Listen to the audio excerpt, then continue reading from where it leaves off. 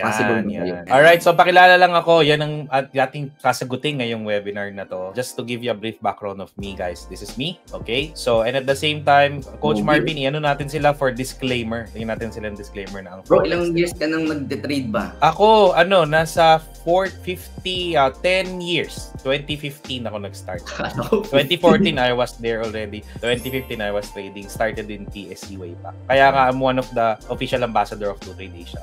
Nice. Kasi nasa PSE ako all through. Ayan. Thanks for sharing. So, disclaimer natin sila sa disclaimer. Ayan. Oo, ito kailangan natin to, guys, no? Of course, trading is very risky. Ganun lang siya kasimple.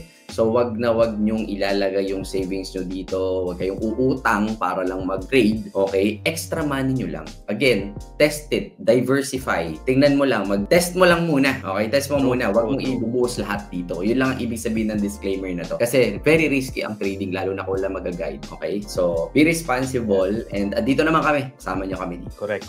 So, actually, bro, nung time na nagsa-start ako ng forex trading, yung mga tinuturuan natin, would you agree na for them, parang, complicated yan, lalo na, di ba? Maraming mga newbies na nagsa-start. Tapos, yes, reliable ba ang forex trading? Madali ba yan? Or last but not the least, yung tanong nga natin, is it possible for me to earn there? Di ba? Would you agree? Oo, brother. Yan naman talaga yung mga questions, which totoo naman talaga. No, ang daming gustong pumasok, ang daming gustong kumita, but yun nga, sa ibang tao, complicated. Ang hirap aralin or makapag-test sila sa umpisa na tatalo agad sila because walang proper guidance, walang proper mentorship. That's why yung pagiging profitable, naiikisan agad. Yun actually, malaking factor. Lalo na, when yung mga nakausap ko, pag pinakita mo na ganito mag-trade, mga charts na ganyan, masyadong complicated. And doon nga nag-start na parang, how do we help Filipinos to make it easy to understand and easy to use, to simplify everything for them para makapag-start sila ng maayos. And yun yung heart of this presentation.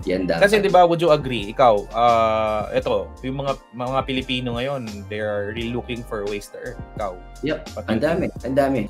Sobrang dami naghahanap ngayon, no? Kaya nga, ang dami nag-online selling, ang daming nagra-racket, nagbebenta ng kung ano-ano. So, ito yung mga nila. Madami ring natalo, no? Lalo na during the pandemic. But, ayan, it's part of our life. So, we have to move on.